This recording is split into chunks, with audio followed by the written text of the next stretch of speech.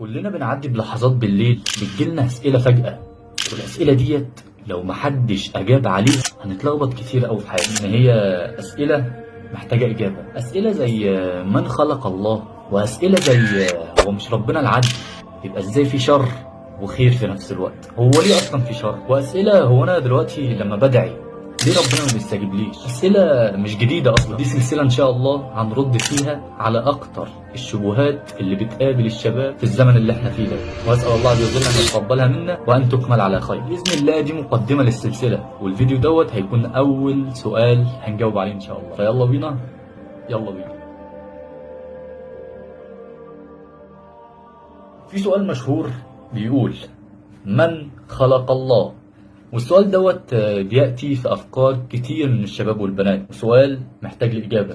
أنت دلوقتي بتقول لي إن كل حاجة ليها خالق، فبالتالي طالما كل حاجة ليها خالق يبقى بالبلدي كده مين اللي خلق ربنا؟ بص يا أخويا، أولا كده عشان نبني على الموضوع دوت، السؤال ده نفسه أصله السؤال اللي احنا سألناه دوت من خلق الله، السؤال ده نفسه غلط. بس نبني على اللي احنا بنقوله دوت لازم نكونوا متفقين على هذا. طب ليه أنا بقول كده؟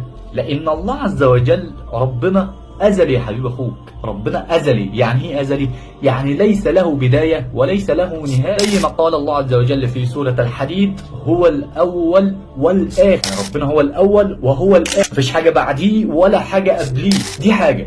الحاجة التانية بقى اللي احنا عايزين نتكلموا فيها، أنا هتخيل معاك مثلا في موضوع إن كل حاجة لها خالق، همشي معاك في الموضوع ده، ولو مشينا مع بعض هنقوله مثلا ده له خالق، دوت له خالق، دوت له خالق، ودوت له خالق، لحد ما نوصل للبداية. لا يعني لازم نوصل للبداية. في البداية ديت بقى هي الله عز وجل. الله عز وجل هو البداية الذي ليس قبله شيء، هو الأزلي ملهوش بداية. استعذ بالله من هذا وقول أعوذ بالله من الشيطان الرجيم. زي ما النور له منور، النور دوت في حد نور. الأمر برضو الكون اللي احنا فيه ده له خالق، بس انت بس اللي بتسلم دماغك للشيطان. متفقين ان الكون دوت له خالق، ما تجيش تقول لي بقى الخالق دوت مخلوق، ابدا. ما اتفقنا ان البدايه هي الله، هي البدايه هي الله، وفي اي حاجه هتوصل ليها هي البدايه ديت ملهاش خالق، لان هي البدايه. فالخالق نفسه مش مخلوق. الايات اللي احنا بنقولوها كل يوم في الصلاه هو الله احد الله الصمد لم يلد ولم يولد. انت فاهم؟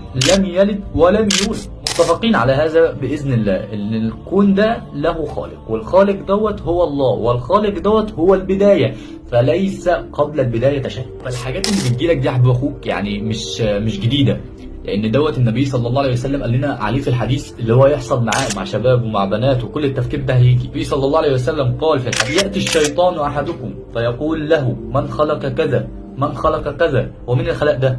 فدماغك تستوعب وربنا اللي خلق، هيقول لك من خلق ده، فبالتالي انت دماغك بفطرة التوحيد، فبتقول هو الله عز وجل الذي خلق، حتى يقول له من خلق ربك. هيجي لك كده بالليل وانت قاعد مع نفسك، او وانت كده بتفكر في حاجات بره الكون، فاهم؟ هيجي لك وهيقول لك هو مين اللي خلق ربك؟ خدت بالك؟ التفكير دوت بيجي لشباب كتير وبيجي لبنات كتير. فالمهم النبي صلى الله عليه وسلم قال لنا في الحديث احنا نعمل ايه بعد ما يجي لنا الامر دوت؟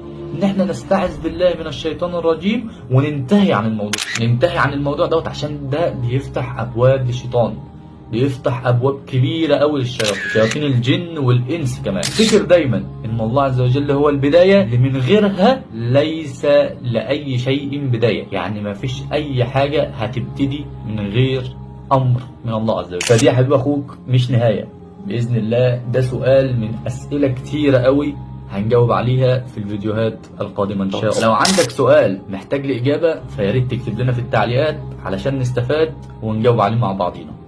بس كده، والسلام عليكم ورحمة الله